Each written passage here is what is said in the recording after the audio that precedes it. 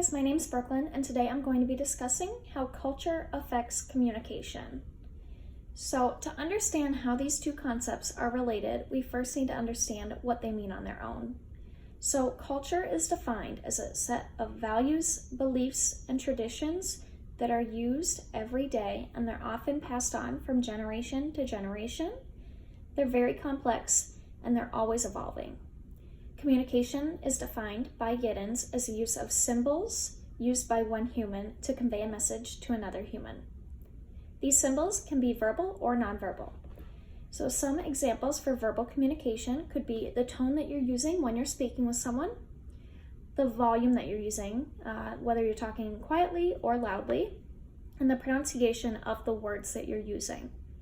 Some key characteristics for nonverbal communication are the level of eye contact you're maintaining, your overall body posture, the physical proximity between yourself and another individual, or facial expressions. So now that we understand what these two terms mean, we can really understand how they relate to one another. So there are three main concepts that affect the way we communicate between cultures. The first one is whether the culture values individualism or collectivism. The second is the level of power distance. And the third is the level of masculinity or femininity that is valued in the culture. So to give an example of how diverse the universe really is, Michigan State University professor Donald Conlon conducted a study stating that every 100 people in the world, only 7 are from North America, 55 are from Asia, 21 are from Europe, 9 are from Africa, and 8 are from South America. So now we're going to look at what these terms mean and how they affect the way we communicate.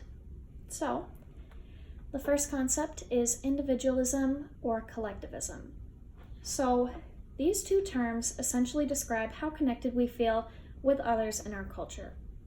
These members could be those in a religious group, families, particular groups in society, or the overall community.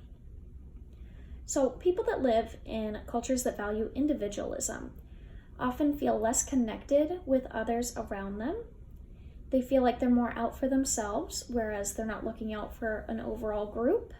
And an area that would be an example for culture that values this could be America or Germany. So this relates to nonverbal communication in the sense that where we don't feel as connected to others, we may not be as comfortable being physically close to them while communicating. Whereas cultures that value collectivism feel very connected with others. They feel very close with them. They often find that their needs are not as important as the needs of the people around them. And some examples for these cultures could be Middle Eastern countries. So now that we understand that, we'll move on to the next topic, which is power distance. So power distance is described as the level of space between those in a low power status versus those in a high power status, and what amount of space is considered normal in that culture. So some areas that value high power distance could be described as China or Japan. So in these cultures, people often inherit their power, which means that those who have a low power in that culture find it difficult to move up between classes, and those that are in a low power status often aren't as respected as those in high power. So some cultures that represent low power distance are in Norway and New Zealand. So in these areas, you often have to work towards your power status. So those that have a high level of power had to work towards it. They did not inherit it, which makes it much easier to move between classes.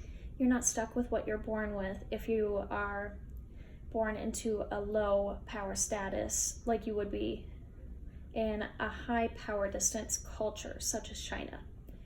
So now that we understand that, we'll move on to the final difference between cultures that affects communication, which is the level of masculinity or femininity. So terms that are often associated with masculinity are assertiveness, aggressiveness, competitiveness, and dominance. So some areas that value these traits are in Japan and India.